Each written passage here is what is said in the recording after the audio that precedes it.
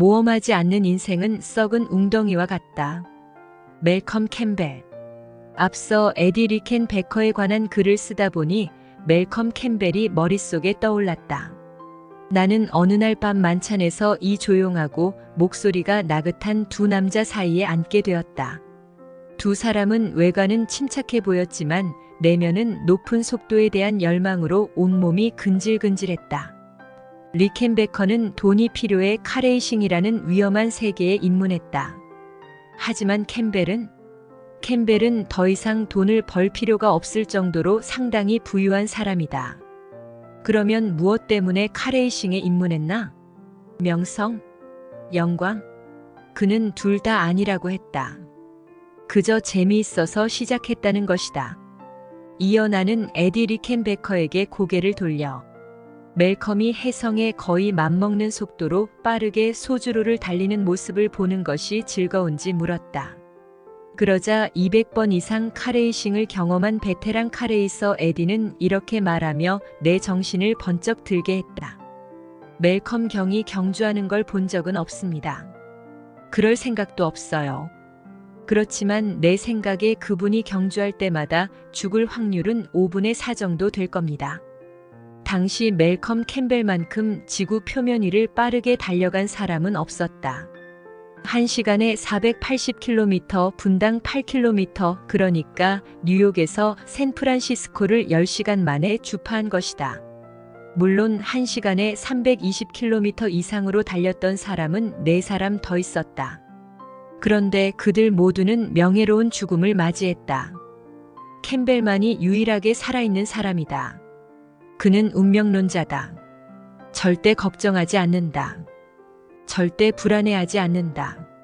자동차 경주가 끝나면 그는 마치 사무실에서 집으로 차를 몰고 온 사람처럼 평온하게 차에서 내린다.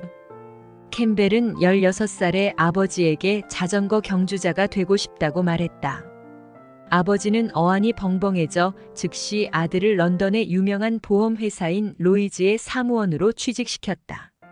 멜컴은 그 사무실에서 2년 동안 일했지만 돈은 한 푼도 받지 못했다. 3년 차가 되자 소에게 봉급을 받았을 뿐이다. 그래도 열심히 회사 생활을 했고 그렇게 해서 그는 오늘날 세계적으로 유명한 회사의 임원이 되었다. 겨우 19살에 그는 명예훼손 대비 보험을 영국의 신문사에 판매하겠다는 아이디어를 떠올렸다. 영국에서 명예훼손법은 미국보다 훨씬 더 엄격했다. 캠벨은 사실상 모든 영국 신문사들이 관련 보험에 들게 만들었다. 21살이 되자 그는 일을 하지 않아도 될 정도로 부유해졌다. 그는 즉시 오토바이와 자동차를 사서 경주에 참가하기 시작했고 최고 속도 기록을 갱신하려고 5만 파운드가 넘는 돈을 썼다.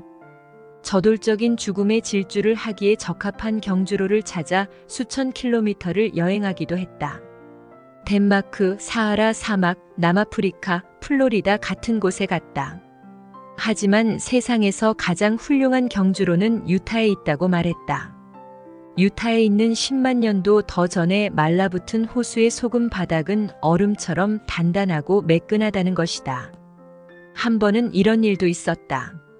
덴마크에서 경주 시합을 벌이는 중 시간당 225km로 계속 달리다가 앞쪽 타이어 하나가 빠졌다. 타이어는 곧장 경주로 근처에서 있던 군중에게 튀어올랐고 안타깝게도 어린아이가 충격으로 목숨을 잃었다. 이어 군중을 뛰어넘은 타이어는 아찔하게 1.6km를 더 날아가더니 마침내 힘이 빠져 멈추어 섰다.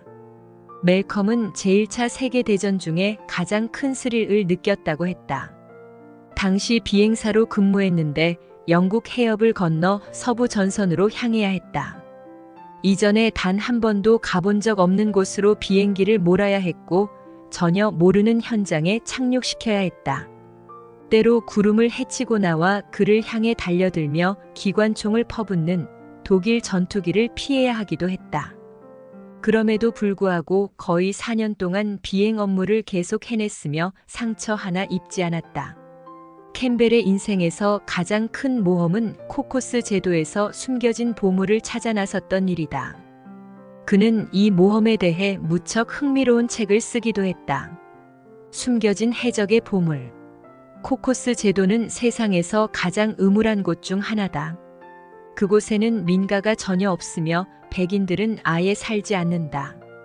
원주민은 한때 세련된 잉카인이었지만 지금은 타락해버렸다.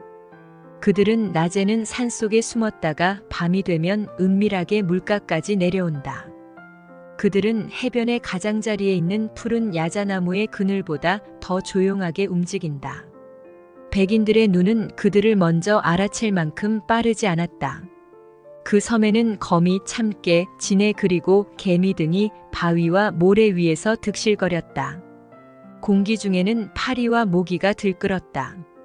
상어는 주변 해역에서 물 위에 솟구쳤다가 다시 물속으로 들어가며 미친 듯이 날뛰었다. 멜컴 캠벨은 보물을 찾으려면 먼저 작은 개울을 따라 올라가서 금이 간 커다란 바위를 찾아야 했다. 그 바위의 틈새에다 쇠지렛대를 넣어 흔들어대면 문이 열리는 것처럼 바위가 갈라질지도 몰랐다. 그럼 그의 앞엔 해적이 숨긴 황금과 눈부신 보석이 무수히 쏟아져 나올 것이다. 그것을 알라딘의 보물이라고 칭할 예정이었다. 캠벨은 찾아낼 수 있는 모든 작은 개울을 전부 따라갔다. 심지어 말라붙은 몇몇 시냇물을 따라가기도 했다. 문자 그대로 태초의 신비를 간직한 정글을 헤치고 연달아 바위를 깨뜨렸다. 하지만 모두 헛된 일이었다. 어느 날 그는 피부를 찌르는 풀과 수북한 덤불을 자르고 헤치며 나아가는 중에 바람이 북쪽으로 부는 것을 알아챘다. 정확히 그가 나아가고자 하는 방향이었다. 그와 동료들은 앞에 들불을 놓아 진로를 내기로 했다. 성냥에 불을 붙이자 즉시 나무에 불이 붙어 탁탁 소리를 내며 부러졌다. 5분 만에 정글은 맹렬히 타오르는 용광로가 되었다. 불길이 사방으로 퍼지는 것을 보고 갑자기 겁이 덜컥 났다. 불은 앞으로만 번지는 것이 아니라 그들을 향해서도 맹렬하게 달려들었다. 산채로 통닭구이가 될 위험에 빠진 컴벨과 동료들은 끔찍한 죽음을 피하려고 허둥지둥 정신없이 정글을 헤치며 해변 쪽으로 달렸다. 마침내 온몸에 그을음을 잔뜩 묻히고 머리카락을 불에 그슬린 채로 숨을 헐떡이며 해변으로 내려와 모래사장 위에 몸을 던졌다. 정글 몇십만 제곱미터가 불탔고 새빨갛게 불길이 타오르며 하늘까지 붉게 밝혔다. 주변이 점점 뜨거워져서 식인 상어가 기다리는 바다로 들어가야 할지 말지 고민했다. 하지만 해변의 야자나무는 무척 푸르렀고 습기를 많이 머금어 불에 타지 않았기에 그들은 겨우 목숨을 건졌다. 해적의 황금을 찾으며 애태우는 3주를 보낸 뒤 멜컴 캠벨이 얻은 것이라고는 부르터서 피가 나는 2발 깨진 손톱 그리고 등에 생긴 물집뿐이었다. 부유한 영국인이라기보다는 죄인처럼 보였다. 지치고 낙담하고 열이 나던 그는 고향으로 돌아가고 싶은 생각이 간절했었다. 그는 여전히 언젠가 다시 코코스 제도로 가서 그곳에 있는 보물을 반드시 찾아내고야 말겠다고 내게 말했다. 아시잖습니까? 제가 모험이 있는 곳이라면 세상 반바퀴를 돌아가길 마다하지 않는다는 걸. 인생경영 포인트. 호메로스는 일리아스와 오디세이아라는 두 장편 서사시에서 인간은 싸움을 걸고 모험을 하기 위해 이 지상에 왔다고 말했다. 그러니까 인간의 본성에는 싸움과 모험이 유전자처럼 새겨져 있다는 것이다. 싸움이란 도전에 대한 응전을 의미하고 모험이란 익숙한 것과 결별의 새로운 것을 알아보려고 나서는 호기심을 말한다. 카레이서 멜컴 캠벨은 먼저 죽음을 상대로 싸움을 걸었고 그 다음 제1차 세계대전이 터지자 비행사가 되어 독일 공군의 적기를 상대로 싸웠다. 평소 죽음을 두려워하지 않았기에 어떤 위험한 비행 업무도 마다하지 않았고 그럼에도 가벼운 부상 하나 당하지 않고 제대했다. 죽기를 각오하면 오히려 살아난다는 교훈을 몸소 보여준 것이다. 죽음은 정말로 용감한 사람을 두려워한다는 말이 있는데 멜컴 캠벨이 그런 경우였다. 전쟁이 끝나고 평화가 찾아왔을 때도 캠벨은 다시 모험에 나섰다. 멀리 떨어진 코코스 섬에 파묻혀 있다는 해적들의 보물을 찾으러 떠났다.